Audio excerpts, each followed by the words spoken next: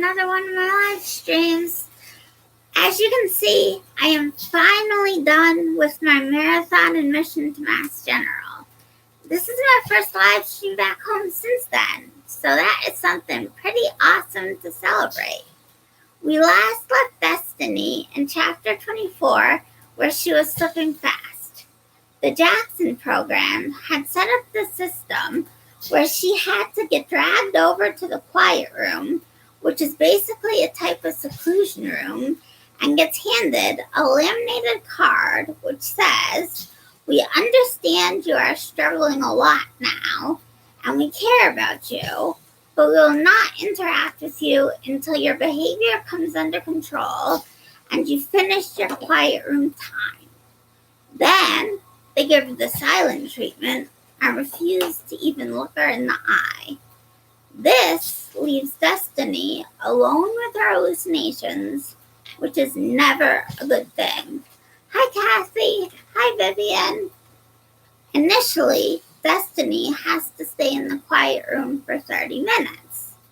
But every time she tries to run out, more time is added on until Destiny is spending more of her waking hours in the quiet room with nothing but a weighted blanket, some music, and a red bouncy ball. We'll start reading chapter 25, Attempting Suicide, here. We are in Destiny's perspective. Special thank you to Grace for giving me my medication. Destiny. Inside, I felt like I was done. Like I couldn't handle the fight anymore. The bad man and the storyteller raged in my head most of my waking hours, making it hard to concentrate on anything for longer than a few minutes. The staff ignored me most of the time because I was displaying unsafe behaviors. They didn't like it when I asked too many questions either.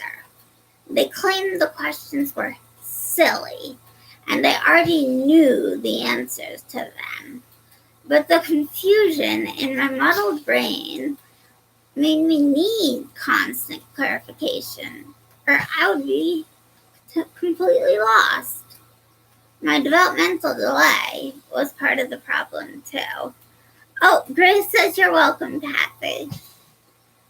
I spent all my waking hours trying to discern which voices were real and which were symptoms.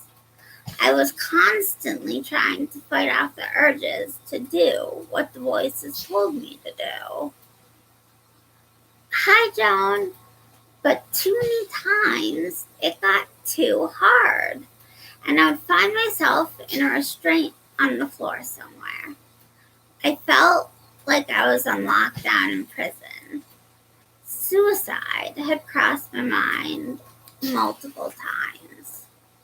No matter how hard I tried to push the thoughts away, each time they came back stronger. The more staff insisted that I was capable of doing better, the more I felt like a complete failure.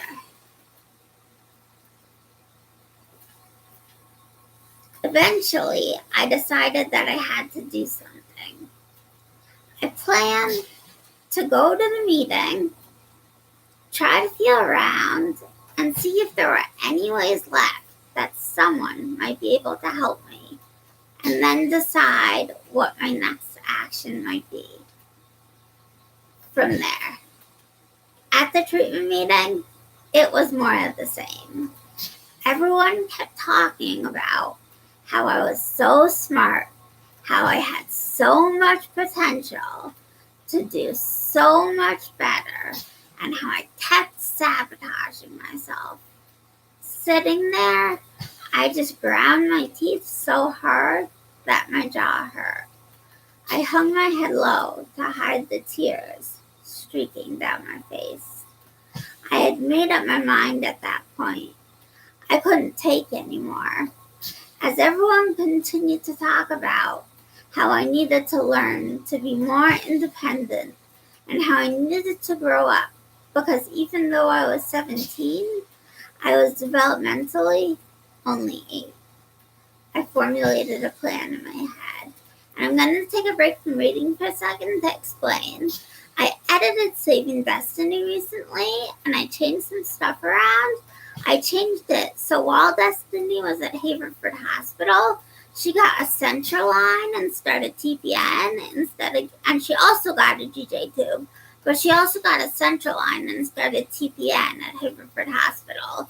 And the whole time she's been at the Jackson Center, she's been on TPN and had a central line. So I just wanted to add that in as an explanation. I formulated a plan in my head. It would be too hard to do it at the house. Someone was always watching me at the house, but there was less supervision at school. 2 days earlier, I had snagged 10 ml syringes from the nurse's office, where I had to get weighed 3 times a week to make sure I was maintaining my weight.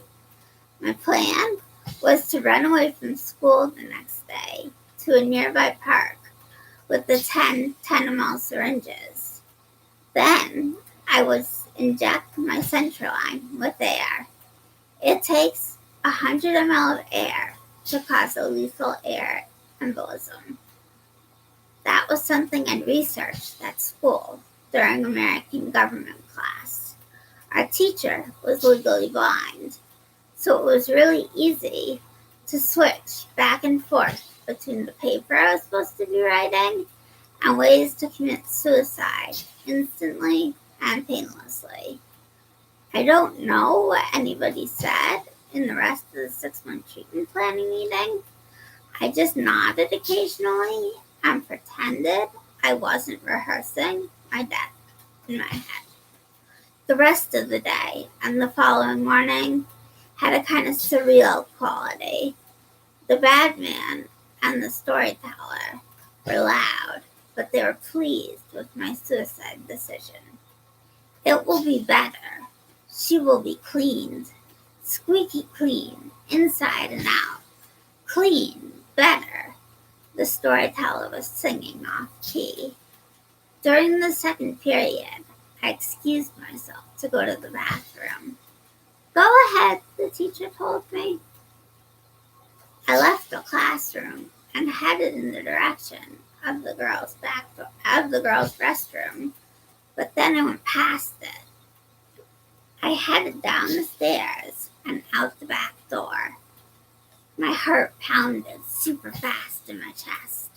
No one saw me, but I kept expecting someone to spring out and surprise me, like in a haunted house. All my senses were on hyper alert as I listened for any footsteps. When I didn't hear any, I continued. I snuck out the back door and speed walked off campus. The ground was covered in slushy, dirty snow. All I had on my feet were my scuffed up pink slippers. After the first few steps, I could feel the icy burn of snow freezing my feet. I tried to ignore the sensation and walked as fast as I could toward the park. Don't think about it. You have almost reached deliverance, the bad man told me. Yes, this will all be over soon. Soon she will have eternal peace, the storyteller crooned. At the park, I sat down in the wet snow and reached into my backpack to find the syringes. They weren't there. Frantically, I tore my backpack with my TPN and IV fluids apart, looking for the syringes. But they were nowhere to be found. One of the nurses must have found them in there and taken them back. I felt that feeling of hopelessness return. It was so intense that I couldn't even feel my frozen feet that were nearing the frostbite stage. Just then, one of the Jackson Center vans pulled up, and Sam C. jumped out. He saw me sitting in the snow with my backpack in disarray. There was practically smoke coming out his ears. "Put everything back in that bag," he barked at me. It took me twice as long as usual to put everything away, because my hands were shaking from nerves so badly. Sam grabbed onto my arm harder than necessary. "Just what did you think you were doing?" he demanded.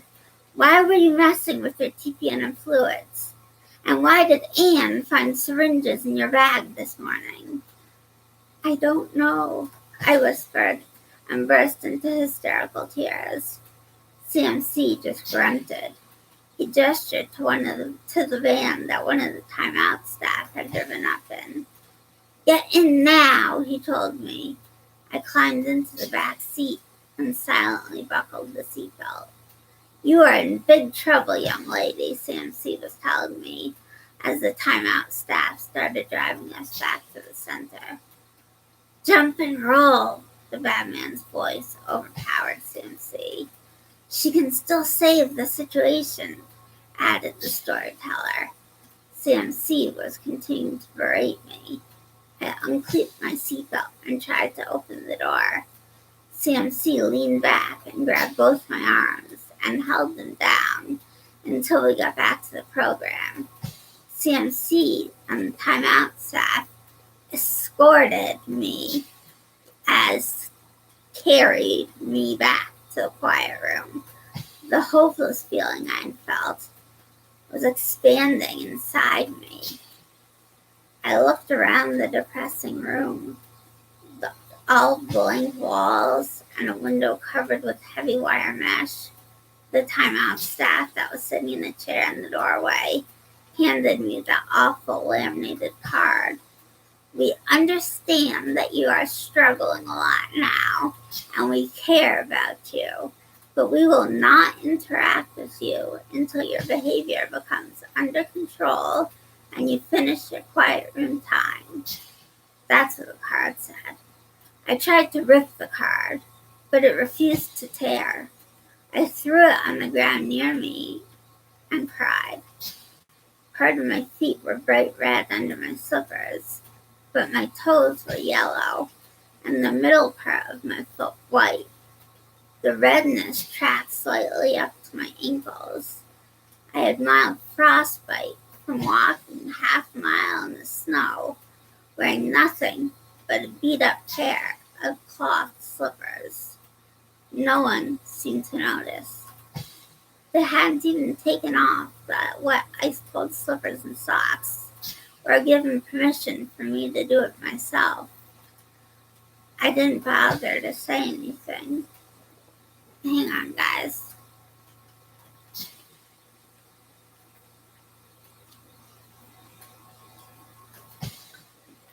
My G-tube sprung a hole, so I can't drink anything.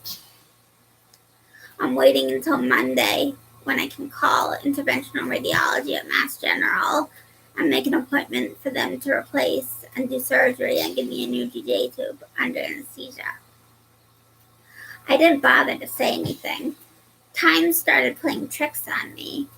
I don't know how much time had passed, but at some point, a crisis worker came and talked to me. The staff maintained their prison guard position in the doorway of the quiet room. "What happened?" asked the crisis worker. I tried to inject enough air into my line to kill myself, but the syringes were gone, I told the worker in an empty voice. I was too exhausted and depressed to even try and get out of this situation. "Did you want to kill yourself?" the worker questioned. "Yes," I answered in a flat tone. There wasn't much to say after that.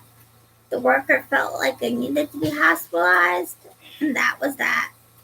I spent the next 7 hours in the quiet room, while staff took turns guarding me. I felt so drained and hopeless. I spent most of the time lying under the weighted blanket, listening to music. I didn't even feel like trying to talk to staff.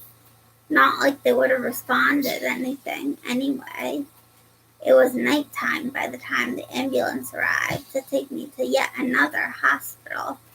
It was one I'd been admitted to when I was 14. That same hospital where I had been restrained in the papoose ward multiple times and placed on one-to-ones, which was the same thing as constant observation status or special status for almost my whole stay. My heart felt weighted down as I was wheeled onto the unit. I already recognized some of the nurses and was terrified that they would remember me and hold a grudge. Luckily, the nurses all just smiled at me and welcomed me to the unit. One nurse showed me to my room. At least Kara remembered to send Blinky with me at the last moment. I squeezed Blinky against my chest and climbed into the bed. It was a bed like in any other psychiatric unit. It was low to the floor with a heavy wooden frame and slats in the sides for restraints to slide through. Although it was late at night, I couldn't fall asleep for hours. Thoughts were racing through my head, and the bad man and the storyteller kept yelling at me. "You were supposed to die, you imbecile. You were supposed to die. What part of that didn't you understand?" I must have fallen asleep at some point, despite all his yelling and carrying on, because when I opened my eyes again, it was morning. It took me a minute to remember who I was and where I was, and when I did, I felt a deep sadness. Why couldn't I stay in control of myself enough to keep out of the hospital? Over the next few days, the unit psychiatrist decided to increase my lithium. I did start feeling a little better and a little more in control. I got used to the unit's schedule, and that made me feel more in control. "Hi, Dave." And that made me feel more in control as well. There were groups on the unit, and then school that we went to off unit and downstairs for. Some of the kids were really nice and smiled and talked to me. After a few days on the unit, I felt once again that I liked it better in the hospital than at the Jackson Center. At the hospital, there was no laminated card that said staff couldn't talk to me. No one sent me to the quiet room and left me there for hours at a time. Consequence time didn't exist at this hospital either. Some of the hospital staff were really nice as well. There was Nurse Ashley, who was a nurse from a regular medical pediatric floor. She was my nurse and one-to-one sometimes. She would give me all my medications, monitor my vital signs, change my central line dressing, and draw my blood from my central line every few days. She would do anything else I needed treatment-wise as well, and keep a close eye on my medical conditions. There were other pediatric medical nurses that came and did the same thing. That was because regular psych nurses couldn't touch my central line or my GJ tube. They also didn't know how to take care of a kid that had as many medical issues as I did. But Ashley was my favorite. When I told her about some of the stuff that happened at the Jackson Center, she couldn't believe it. It was weird though. Despite all the horrible things that did happen at the Jackson Center, there were still parts of me that liked it there. I liked some of the staff, I liked some of the activities, and I liked knowing the schedule every day. Because of all that, I still did look forward to daily phone calls from them. Some of the staff at the Jackson Center were really attentive listeners to my face, which made me feel like they were supportive. In certain situations, they gave good advice. I loved playing cards and going for walks with them in between serving consequence time. When I was feeling sad or homesick, They always knew just the right things to say to get me smiling and laughing. When we had on-grounds activities, they were always cheering me on and telling me how impressed they were with my athletic abilities or my arts and crafts skills or how good I was at cards or other board games. They always loved my movie choices when it was my turn to pick out what to watch on movie night. It was just that lately, I didn't see that side of them very much anymore because I was always in the quiet room with that dumb laminated card. They would just be sitting there, refusing to even look me in the eyes, let alone speak to me and help me tease apart reality from hallucination. But at least here, I wasn't constantly being punished in some form or another. At the Jackson Center, they didn't call it punishment, though.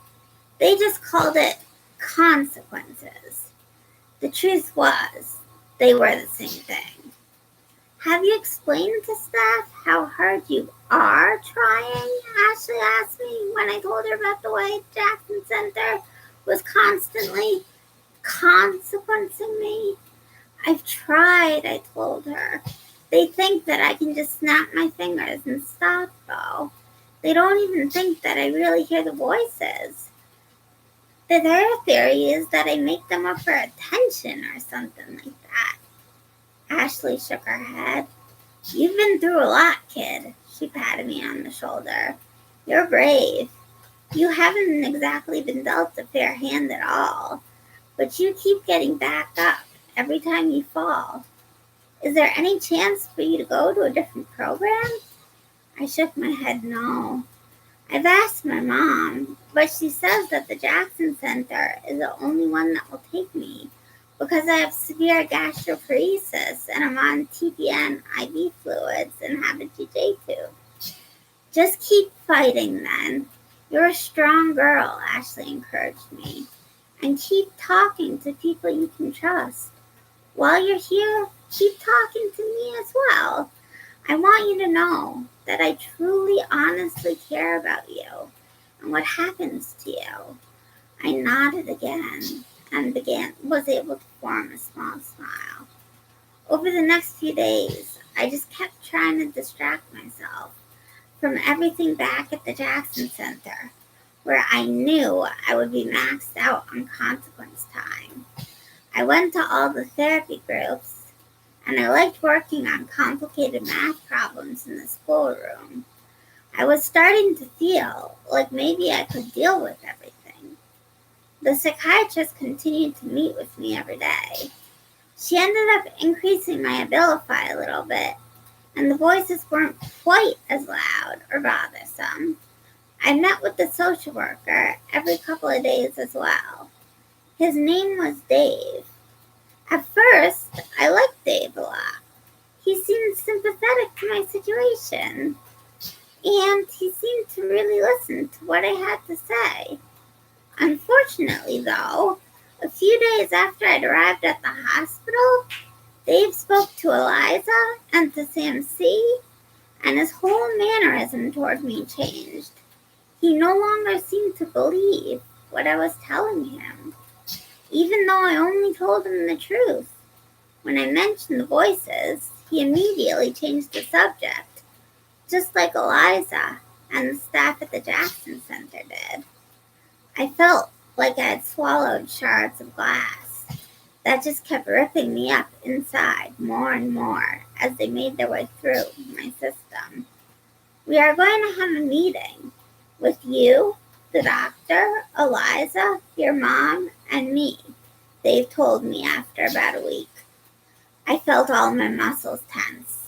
I was immediately on edge. At least I would have a chance to see my mom and Aliza, but I didn't like meetings. Meetings never seemed to go well at all. The meeting was set up for Wednesday, 3 days away. I tried to keep myself busy as much as possible. When I wasn't in groups, I worked on Sudoku, did word searches, wrote in my journal, or drew in my sketchbook. Please let everything work out okay. I wrote over and over again in my journal. I can't wait to see you tomorrow, I told my mom the day before the meeting. I have some bad news about that, Mom answered. I felt like I had swallowed some more sharp shards of glass, or maybe even a popsicle stick like that girl in the last hospital. What? I croaked out. We're going to have the meeting as a phone meeting, my mom explained to me. I've gotten too behind on work and have too many deadlines coming up to drive all the way down and back for the meeting, and Aliza can't spare the time for the drive either. I swore I could feel the imaginary glass and or a popsicle stick puncturing my esophagus. But I wanted to see you, I whispered with a little bit of a whimper. I couldn't help it. I know, but I will see you when you get back to the program, my mom tried to reassure me. I felt like she had given up on me. I felt like most people in my life had given up on me. The depression that I'd felt before going into the hospital was back, full force. I felt like a layer of it was threatening to smother me. I wished Ashley was around, but she wasn't working that shift. That is the end of chapter 25 of Saving Destiny. What do you guys think? Time for your responses. I'll answer any questions. Love to hear anything you have to say. What do you think of chapter 25 of Saving Destiny?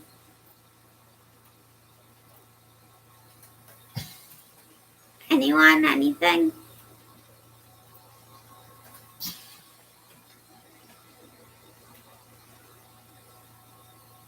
Yeah, Destiny's character is modeled closely after me. This book is the most similar to my life out of all the books I've written. Oh, thank you, Kathy. What Destiny goes through at the Jackson Center is what I went through at a place called Hutchins Center for Children and Families, and it's modeled really closely after my life. She was lonely, yeah. She really wanted time with her mom. She really wanted someone to talk to. And at the Jackson Center, she was just constantly in seclusion. She was just constantly in the quiet room with no one talking to her. And if you can imagine hours and hours on end in one room with no one talking to you and no one responding to you or making even eye contact with you, that's what Destiny went through for months at a time.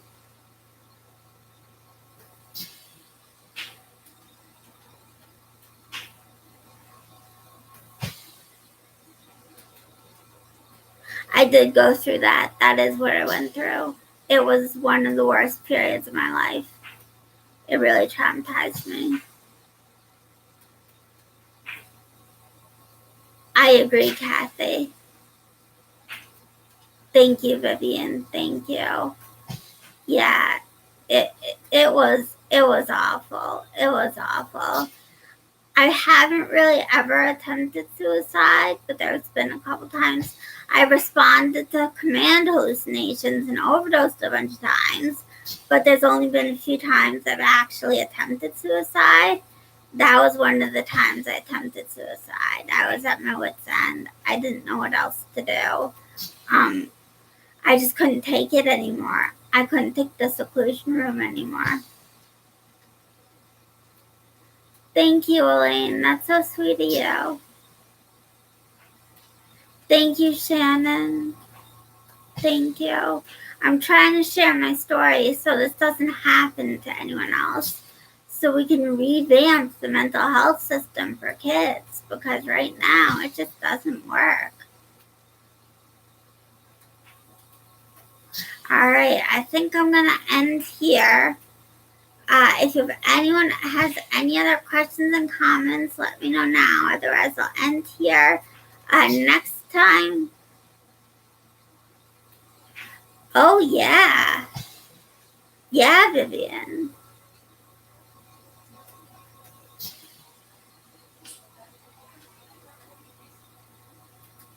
Thank you, Elaine. Thank you. Thank you. I'm glad, Vivian. I'm really glad. You're lucky. You're very lucky.